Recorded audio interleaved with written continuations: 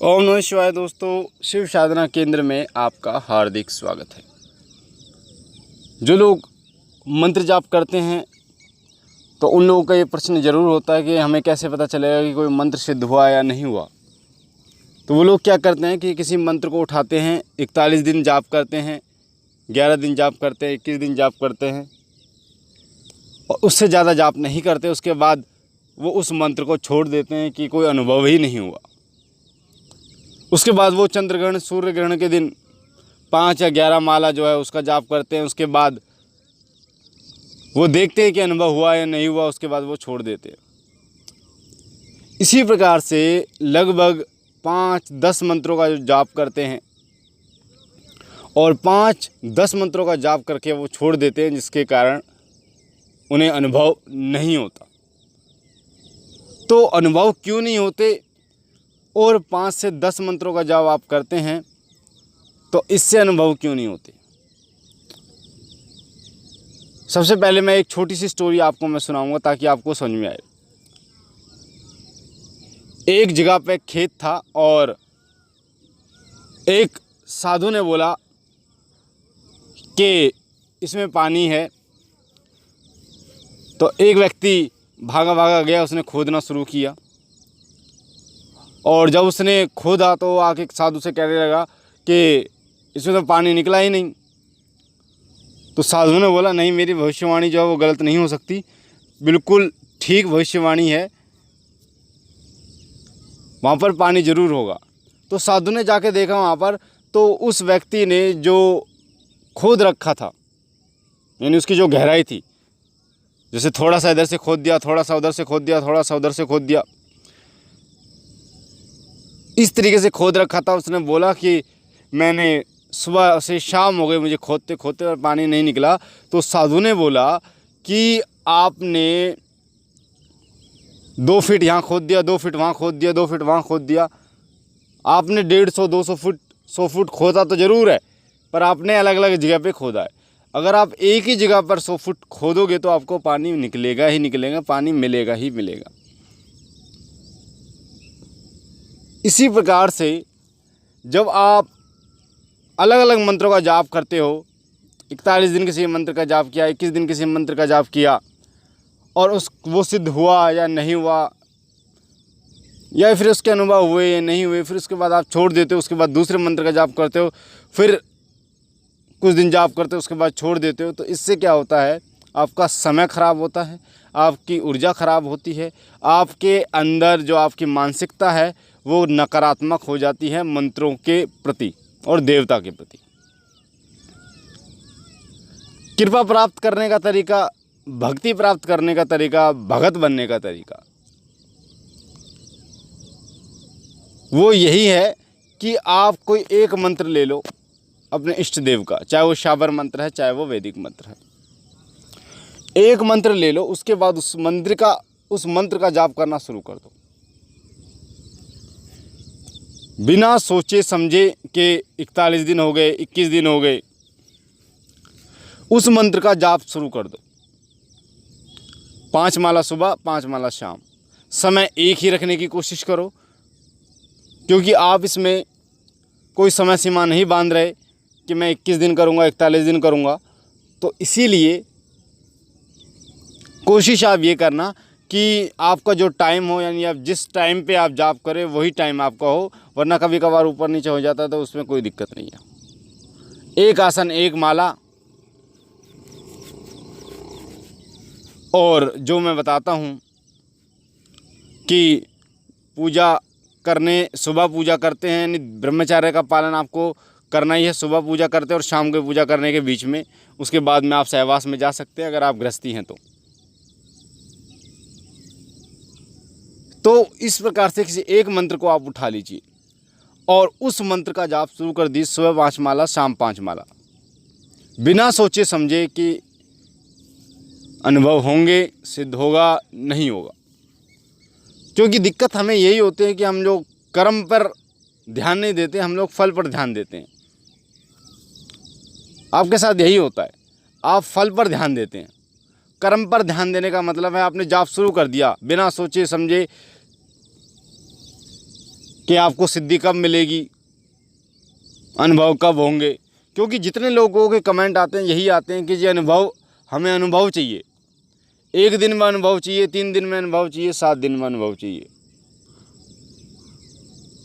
Comment में कई लोग ये नहीं कहते कि मंत्र बता दीजिए और मुझे जाप करना है, और सिर्फ जाप करना है, जब होगा अनुभव, जब हो जाएगा। तो इसीलिए आप कर्म पर फोकस कीजिए अपने पर, क्योंकि कर्म प्रधान है। आप अपने कर्म के प्रति सजग रहिए। आपको जाप करना है, सुबह 5 माला, शाम को 5 माला आपके इष्ट देव का। रुद्राक्ष की माला ले लीजिए, अगर आपको कोई माला समझ में नहीं आती तो रुद्राक्ष की माला ले लीजिए, और नहा धोकर जब एक आसन, एक माला पर जाप करोगे, एक समय पर जाप करोगे, भोग आप दे सकते हो। अगर आप देना चाहते हो तो भोग आप दे सकते हो अपने इष्ट देव का। अगर आप भोग रखना चाहते हो, क्योंकि कुछ चीज़ें ऐसी होती हैं जिनको अगर आप ऐड कर लेते हैं तो आपको उसका बहुत जल्दी फ़ायदा होता है। जैसे भोग, मान लीजिए आपके इष्ट देव भैरव बाबा हैं, तो आप रविवार चुन लीजिए और उनका कोई मंत्र ले लीजिए और सुबह शाम जाप करना शुरू कर दीजिए। रविवार को आप उनको भोग दे दीजिए, चाहे आप 2 लोग बतासे का दें, चाहे आप 2 लोगों का दें, चाहे आप 5 मिठाई का दें। वो आपके ऊपर निर्भर है कि आप क्या भोग देना चाहते हो, या फिर जो आपके घर में बना हो उसका भोग लगा दीजिए। और मंत्र जो है वो आप शुरू कर दीजिए जाप करना। अब कई लोग कहेंगे जी हवन कब करना होगा, क्योंकि समय सीमा तो है ही नहीं। तो आपको क्या करना, आप जब जाप करना शुरू कर देंगे तो एक टाइम आप रख सकते हैं, जैसे कि आपने रख दिया 21 दिन बाद, 41 दिन बाद का समय रख दिया, या फिर समय भी मत रखिए। बीच बीच में जब आपकी इच्छा हो तब आप हवन करते रहिए उस मंत्र की। 1 माला, 10 माला, या जो भी आप जितनी करना चाहें। अगर आप 1 माला हवन करते हैं बीच बीच में तो भी आपको उसका रिजल्ट मिलेगा, तो भी वो मंत्र सिद्ध होगा। क्योंकि जब एक मंत्र सिद्ध हो जाता है तो उसके बाद आपको किसी और मंत्र की आवश्यकता नहीं होती। एक मंत्र की सिद्धि मिलने के बाद, एक देवता की सिद्धि मिलने के बाद आपकी वाणी सिद्ध हो जाती है। पहले के जो ऋषि मुनि थे वो जो बोलते थे वो सत्य हो जाता था, क्योंकि उन्होंने इतने जाप किए थे, इतनी तपस्या की थी कि उनकी जो ऊर्जा थी, उनके जो जीव से जो ऊर्जा निकलती थी, उनकी वाणी से जो ऊर्जा निकलती थी, वो सत्य हो जाता था। इसी प्रकार से जब आप मंत्र जाप करते रहते हो तो आपकी वाणी सिद्ध हो जाती है। उसके बाद आप कोई भी मंत्र का जाप करते हो तो उसका प्रभाव पड़ता है, तीव्र प्रभाव पड़ता है, और वो मंत्र बहुत जल्दी शीघ्र जो है वो सिद्ध हो जाता है। जैसे ठंडा लोहा है, अगर आप उसे चोट मारकर मोड़ने की कोशिश करेंगे, एक चोट मारी अगर आप मोड़ने की कोशिश करेंगे तो बहुत टाइम लगेगा, बहुत मेहनत लगेगी। पर जब लोहा गर्म हो जाता है उसके बाद आप उस पर चोट मारते हैं तो वो आसानी से मुड़ जाता है। तो उसी प्रकार से जब आप किसी मंत्र की सिद्धि प्राप्त कर लेते हैं तो वो गर्म लोहा हो जाता है। और जब गर्म लोहे का मतलब है कि जो आपकी जीवा है उसमें ऊर्जावान हो जाती है, और जब आप किसी मंत्र का उस जीवा से जाप करते हो तो वो बहुत जल्दी सिद्ध होता है, यानी उस मंत्र पर बहुत जल्दी प्रभाव पड़ता है। तो सही रास्ता बता रहा हूँ मैं आपको, क्योंकि कई लोगों के कमेंट देखकर मुझे ऐसा लगता है कि यार लोग भ्रम में ना रहें, किसी तरीके से लोगों का समय बर्बाद ना हो। जो लोग नौकरी कर रहे हैं वो भी बेचारे अपना समय दे रहे हैं इसमें, साधना में, मंत्र जाप में। और मैंने एक वीडियो डाली थी जिसमें बताया था कि लोग नास्तिक क्यों जाते हैं। वो इसीलिए नास्तिक हो जाते हैं क्योंकि वो गलत तरीके से जाप करते हैं, और जब वो गलत तरीके से जाप करते हैं उसके बाद जब कुछ नहीं होता, अनुभव नहीं होते, तो वो छोड़ देते हैं पूजा पाठ को और बोल देते हैं कि यार इतना समय अगर मैंने कमाने में दिया होता तो मैं इतना कमा लेता और कुछ नहीं हुआ। तो इसीलिए आप किसी एक मंत्र को पकड़ लो और 1 साल दे दो। 1 महीने में सिद्ध नहीं होगा, 2 महीने में सिद्धि प्राप्त नहीं होगी, 3 महीने में होगी, 4 महीने में होगी। जब आप किसी काम को अपने जीवन में ऐड कर लेते हैं तो वो आपकी आदत बन जाता है, आदत बन जाता है। फिर आपको जब उस काम को नहीं करते तो आपको खालीपन महसूस होता है, और आपको उस काम को करने के बाद ही अच्छा महसूस होता है। जैसे अगर आप भगवान शिव को स्नान कराते हैं डेली, तो अगर आप एक दिन स्नान नहीं कराते तो आपको ऐसा लगता है कि यार कुछ छूट रहा है, या फिर जिस समय पर स्नान कराते हैं उस समय पर स्नान नहीं कराते, तो आपको लगता है कि हाँ यार कुछ छूट रहा है, तो अपने जीवन का अंग बना लीजिए एक मंत्र को। 5 माला सुबह 5 माला शाम।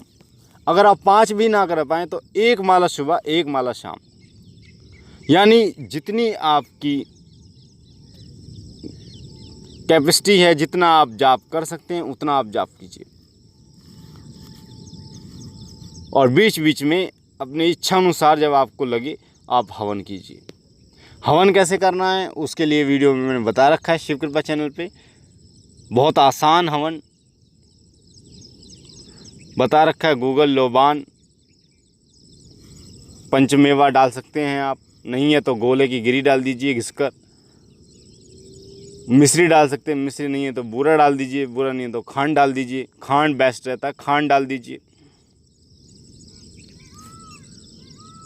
और हवन की सामग्री डाल दीजिए,